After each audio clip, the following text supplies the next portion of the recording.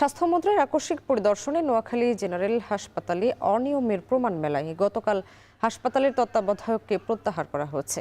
গঠন করা হয়েছে ৩ সদস্যের তদন্ত কমিটি। এ নিয়ে আরও জানাতে যুক্ত হচ্ছেন নাসিম শুভ। শুভ, জানাবেন হাসপাতালের আজকের সার্বিক পরিস্থিতি কেমন দেখছেন?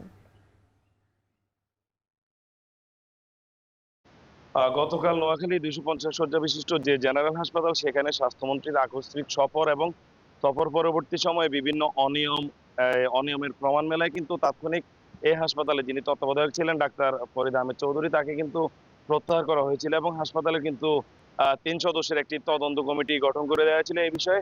তারপর কিন্তু হসপিটালে বহিরাগত এবং হসপিটালের বিভিন্ন আউটসোর্সিং এ যারা জনবল রয়েছে তারা কিন্তু হসপিটালের ভিতরে বিক্ষোভ মিছিল করে স্বাস্থ্যমন্ত্রীর সামনে এবং স্বাস্থ্যমন্ত্রীর তোপের মুখে এক পর্যায়ে এখান থেকে বের হয়ে যেতে বাধ্য হন এবং সার্কিট হাউসে গিয়ে কিন্তু সাংবাদিকদের উদ্দেশ্যে ব্রিফিং করেন।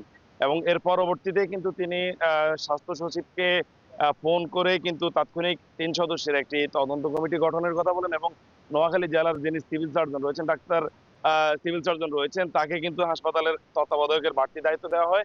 এবং তারপর কিন্তু আজ সকাল 9টায় কিন্তু নোয়াখালী জেলা সিভিল সার্জন হাসপাতালে এসেছেন এবং বিভিন্ন ওয়ার্ডগুলো ঘুরে দেখেছেন এবং বিভিন্ন ওয়ার্ডে যে সকল সমস্যাগুলো সেগুলো চিহ্নিত করার চেষ্টা করেছেন। পাশাপাশি যারা জনবল রয়েছে তাদের সাথে কথা বলে এগুলো সমাধান করার জন্য যে ব্যবস্থা নেওয়ার কথা সেই প্রয়োজনীয় দিক নির্দেশনা দিয়েছেন। কিন্তু আমরা আজও ঘুরে দেখেছি হাসপাতালের যে পরিবেশ সার্বিক সেটা কিন্তু ঠিক অনেকটা আগের মতোই। আজও কিন্তু অনেক চিকিৎসককে তারা নির্ধারিত সময়ের মধ্যে কিন্তু হাসপাতালের যে ওয়ার্ডগুলো রয়েছে সেগুলোতে ডিউটি করেননি। আমরা হাম ওয়ার্ডে গিয়ে জানতে পেরেছি সেখানে কোনো বিশেষজ্ঞ চিকিৎসকই গত 3 দিন থেকে কিন্তু কোনো রাউন্ড দেননি। পাশাপাশি সেখানে যে মেডিকেল অফিসার রয়েছেন তিনিও সবশেষ গতকাল দুপুরে সেই ওয়ার্ডে গিয়েছিলেন। অর্থাৎ আজ পর্যন্ত টানা প্রায় 1 দিনের মতো সময় কিন্তু সেই ওয়ার্ডে কোনো ডাক্তার না যাওয়াতে সেখানে যারা রোগী রয়েছেন তাদের বেশ ভোগান্তিতে পড়তে হচ্ছে। একই চিত্র কিন্তু মেডিসিন ওয়ার্ড থেকে শুরু করে গাইনি ওয়ার্ড, অন্যান্য ওয়ার্ডেও সবগুলো ওয়ার্ডে রোগী এবং রোগীর স্বজন যারা রয়েছেন তারা কিন্তু একই ধরনের অভিযোগ আমাদের কাছে জানিয়েছেন।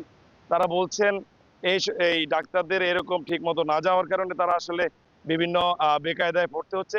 তো আমি কথা বলেছি হাসপাতালের বর্তমান তত্ত্বাবধায়কের দায়িত্বে থাকা যিনি রয়েছেন সিভিল সার্জন, তার সাথে তিনি জানিয়েছেন আজকে তো তিনি দায়িত্ব গ্রহণ করেছেন এবং তিনি সবকিছু পরিদর্শন করে দেখছেন এবং খুব দ্রুত সময়ের মধ্যে হসপিটালে যে সমস্যাগুলো সেগুলো সমাধানের জন্য প্রয়োজনীয় ব্যবস্থা তিনি নেবেন।